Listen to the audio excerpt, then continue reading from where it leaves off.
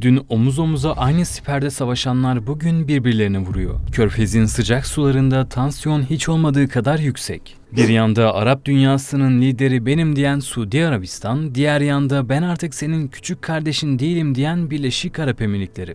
Riyad'dan gelen ve kapalı kapılar ardındaki sessizliği bozan sert suçlamalar Körfez'deki gerilimin ne kadar yüksek olduğunu kanıtlıyor. Suudiler kadim dostlarını açıkça ulusal güvenliğini baltalamakla suçluyor. Peki düne kadar ayrılmaz müttefik gibi gözüken bu iki petrol devi neden şimdi kanlı bıçaklı olma yolunda? Yemen'den Sudan'a uzanan bu güç savaşında kim neyi hedefliyor?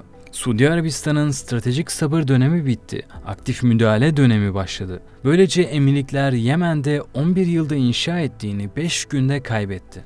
Bu videoda Körfez'deki kardeş kavgasının ve perde arkasındaki güç oyunlarının arka planına yelken açacağız. Eğer bölgedeki denklemi oyun kurucuların gözünden görmek istiyorsanız GZT'ye abone olun. Çünkü bu dosyada anlatacaklarımız ana akım medyada göreceklerinizden çok daha fazlası olacak. 2011'de Arap Baharı rüzgarları monarşilerin saray duvarlarını titrettiğinde bu iki ülke karşı devrim bloğunun mimarları olarak sahneye çıktı. Bahreyn'deki protestolara tanklarla müdahale etmeleri aslında kendi bekalarını korumak için attıkları ilk ve en somut adımdı. Sadece kendi arka bahçelerinde kalmayıp Suriye'den Libya'ya, Mısır'daki darbe sürecine kadar her yerde kurdukları siyasi ve askeri koalisyonlarla bölgedeki denklemi kendi lehlerine bükmeye çalıştılar. 2015 yılında Yemen'e müdahalede bulunan iki ülke sahada bambaşka ajandaların peşine düştü. Arabistan stratejisini havadan hakimiyet ve meşruiyet üzerine kurdu. Riyad'ın önceliği sınır güvenliğini sağlamak ve uluslararası toplumun tanıdığı Hadi hükümetini başkent Sana'ya geri döndürmekti.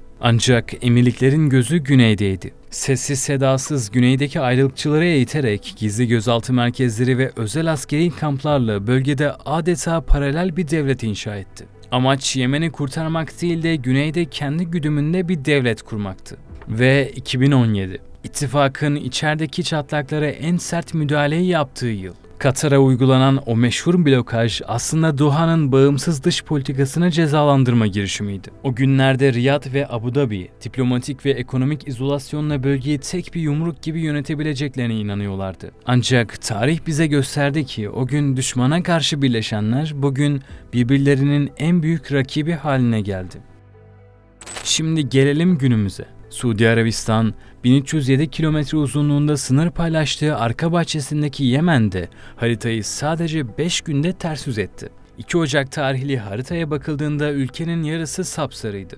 Birleşik Arap Emirlikleri destekli Güney Geçiş Konseyi, petrol zengini Hadramut ve Şebva'daki hakimiyetini çoktan pekiştirmiş, ülkeyi bölüp yeni devlet ilan etme kutlamaları için gün sayıyordu. Ancak kendisi açısından tehlikenin sınırına dayandığını gören Riyad için kırmızı alarmlar kulakları sağır edecek şekilde çalmaya başladı. Suudi makamları derhal tepki gösterdi. Jetler havalandı, konsey ve ona giden sevkiyatlar vuruldu. Riyad emirliklerin derhal çekilmesini istedi. Onlar da itiraz edemedi ve son birliklerini de Yemen topraklarından çıkardı. 2019'daki büyük çekilmede tahminlere göre 3500 ila 7000 arasında asker çekmişti. 2026'da ise kalan yaklaşık 200 askerini de geri çekti. 7 Ocak'ta o sarı renk haritadan tamamen kazındı. Yerini Suudi Arabistan destekli güçlerin yeşiline bıraktı. Peki konsey güneyde sağlam bir kontrol sağlayabilseydi ne olurdu? Babülmendeb Boğazı'nı kontrol altına almış olurlardı. Dünya ticaretinin önemli bir noktası olan bu boğaz Suudi etkisinden büyük ölçüde çıkacaktı. İyice hem emirliklerin hem de İsrail'in kontrolüne girecekti. Hatırlatma açısından konsey tarafı İsrail'e açıkça şunu teklif etmişti. Güney Yemen'in bağımsızlığını desteklerseniz sizinle normalleşme ve güvenlik işbirliği yaparız. İşte bir zamanlar tek yumruk gibi hareket eden o sıkı Körfez ittifakı yerini Orta Doğu, Afrika ve Kızıldeniz'e yayılan acımasız bir rekabete bıraktı. Olaylar resmen soğuk savaştan sıcak çatışmaya döndü. Bunun sağdaki kanıtı Yemen oldu. Peki bu sadece Yemen meselesinden mi ibaret? Hayır. Çatlak çok daha derinlere uzanıyor. Hatta 2009'daki Wikileaks sızıntılarında şöyle yazıyor. Şimdi günümüzde yaşananlarla tabloyu birleştirelim. İsrail yakın zamanda Somaliland'ı tanıdı ve Berbera limanına yerleşme ihtimali elde etti. Aralık ayına kadar emirlikler kontrolündeki Sokotra adasında İsrail istihbaratı cirit atıyordu. Riyad yönetimi onların etkisini kırmak için Somali ve Mısır'la masaya oturdu. Hedef yeni bir askeri koalisyon kurmak. Bu hamle Somali'nin toprak bütünlüğünü korumayı Mısır içinde bir ulusal güvenlik meselesine dönüştürdü. Hatta Somali Cumhurbaşkanı bu kritik imzayı atmak için Riyad yolcusu. Peki ipler nerede, nasıl koptu?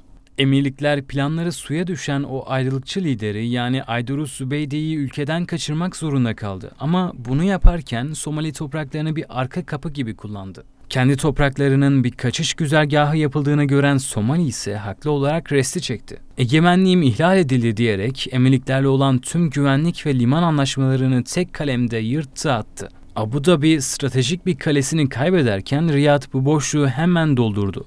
Diğer taraftan Sudan'a bakalım mesela. Suudi Arabistan, Sudan ordusunu ve merkezi hükümeti destekliyor. Oysa emirlikler, Sudan'ın kayıt dışı altın ticaretinin büyük kısmını kontrol eden hızlı destek kuvvetlerinin arkasında. Üstelik HDK'nın İsrail'le bağlantıları var. Haritaya baktığımızda saydığımız ülkeler ve bölgeler emirliklere değil de Suudi Arabistan'a daha yakın ve hatta komşu. İşte bu bölgede emirlikler ayrılıkçı ekseni kuruyor. Sınırları belli devletler değil, limanları, boğazları ve ticaret rotalarını kontrol eden devletçikler ve milis ağları istiyor. Yani Abu Dhabi'nin attığı her riskli adımın faturası sınır güvenliği tehdidi olarak Riyad'a çıkıyor. Suudi Arabistan ise buna karşı merkezi devlet modelini savunuyor. Çünkü sınırın hemen ötesindeki bu parçalanmış yapıları kendi iç güvenliği için varoluşsal bir tehdit olarak görüyor. Orta Doğu'da sağa sola saldıran İsrail'i dengelemek ve emirliklerin bölgesel etkisini zayıflatmak istiyor. Bunu hem saydığımız hem de farklı yöntemlerle yapmaya çalışıyor. Mesela Pakistan'la kurduğu savunma ittifakını Türkiye'ye doğru genişletiyor. Bu konuyu işlediğimiz videoyu sağ üstteki kartı tıklayarak izleyebilirsiniz. Mısır'la ortak hareket ederek Sudan'daki HDK'ya malzeme taşıdığından şüphelendiği emirlikler kargo uçuşlarının hava sahasının kısıtlamasını istiyor. Örneğin bu iki ülke Libya'nın doğusunu kontrol eden Halife Hafter'i açıkça köşeye sıkıştırmış durumda. Hafter, emirliklerden gelen askeri mühimmatın Sudan'daki hızlı destek kuvvetlerine ulaştırılmasında kritik bir lojistik köprü vazifesi görüyor. Kahire ve Riyad'ın Hafter'e verdiği mesajsa bu ikmal hattını kes yoksa Kahire ile olan ilişkilerin geri dönülmez bir yola girer. Ancak diplomasi sadece sopa göstermekle yürümüyor. Masada bir de havuç var. Mısırlı askeri kaynaklara göre Kahire ve Riyad yönetimi Hafter'in oğlu Saddam Hafter'e reddetmesi zor bir teklifle gitti. Ona emirliklerin sağladığı finansal ve askeri desteği elinin tersiyle it, doğacak boşluğu biz dolduralım dediler. Yani Suudi ve Mısır tarafı Hafter ailesini Abu Dhabi yörüngesinden koparıp kendi saflarına çekmek ve Sudan'daki yangına benzin taşımasını engellemek için cüzdanın ağzını açmış durumda.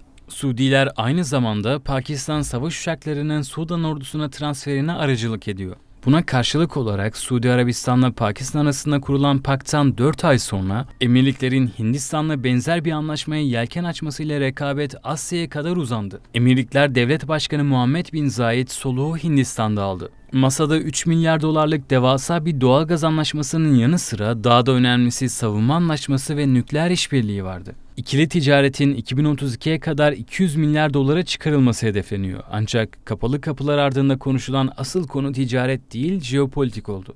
Hindistan'la stratejik savunma ortaklığını hedefleyen kritik bir niyet mektubuna imza atıldı. Modi ve Bin Zayed'in gündeminde Suudi Arabistan'la emirlikler ilişkilerinin dibe vurduğu Yemen meselesi vardı. Peki Hint medyası bu anlaşmayı nasıl manşet attı biliyor musunuz? Pakistan'a bir darbe ve İslami NATO'ya net bir mesaj şeklinde. Yani Abu Dhabi, Suudi Arabistan'ın en yakın askeri müttefiki Pakistan'ın ezeli düşmanı Hindistan'la stratejik bir derinlik kurarak Riyad'a meydan okuyor. Bunu da Suudilerin başını çektiği bloğa karşı askeri tatbikatlardan savunma sanayine kadar 2003'ten beri ilmek ilmek işlediği Hindistan kartını resmen masaya sürerek yapıyor.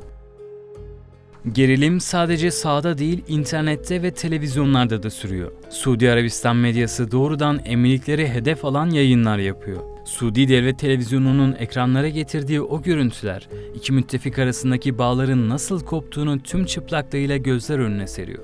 Hedefte Yemen'deki Riyan hava üssü var. Ancak burası bir askeri nokta olarak değil, Birleşik Arap Emirlikleri'nin işlettiği gizli bir hapishane olarak ifşa edildi. Suudi Arabistan, uluslararası basın mensuplarını bizzat davet ederek hapishaneleri tüm dünyaya duyurmak istedi. İki ülke arasındaki tartışmalarda günümüzde çok gündem olmasa da sömürge döneminden kalma bir harita kavgası mevcut. Krizin merkezi Katar sınırındaki Hurul Udeyd Körfezi.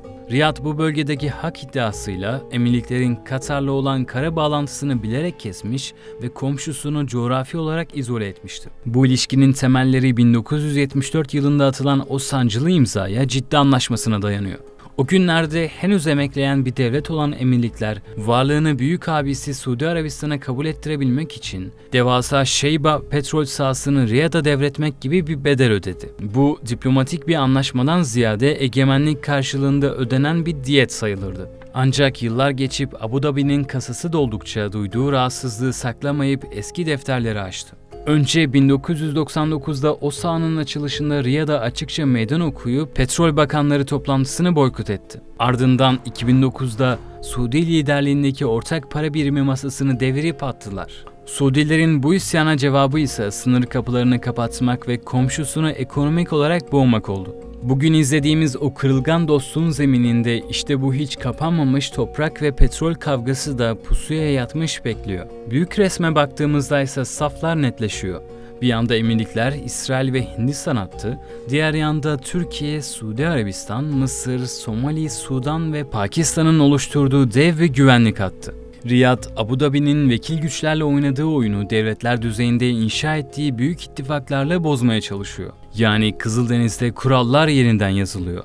Suudi Arabistan, Mısır ve Türkiye, ulus devletlerin toprak bütünlüğünü savunan statüko bloğunu inşa ederken, karşılarında devletleri bölerek yönetmeyi hedefleyen emirliklerin parçalanma vizyonu var. Bölgedeki lojistik savaşları da kızışmış durumda. Kızıldeniz ve Afrika boynuzundaki liman hakimiyeti mücadelesi, enerji güvenliğinden denizaltı internet kablolarının kontrolüne kadar uzanan bir istihbarat savaşına evrildi. Peki bu atışma sıcak bir savaşa döner mi?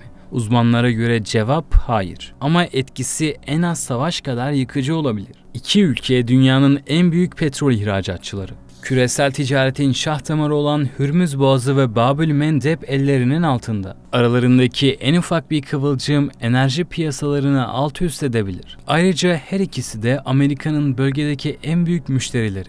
Washington'dan trilyonlarca dolarlık savunma ve teknoloji alımı yapıyorlar. Bu yüzden savaş sahasında olmasa bile Washington lobilerinde ve ekonomi masasında amansız bir bilek güreşi izlemekle yetineceğiz gibi duruyor. Özetle Körfez'deki kardeşlik masalı sona erdi ama bize göre geçici olarak. Zira Suudi Arabistan'ın Dışişleri Bakanı da durumu şöyle özetliyor. The kingdom is always keen on having a strong, positive relationship with the UAE as an important partner within the GCC.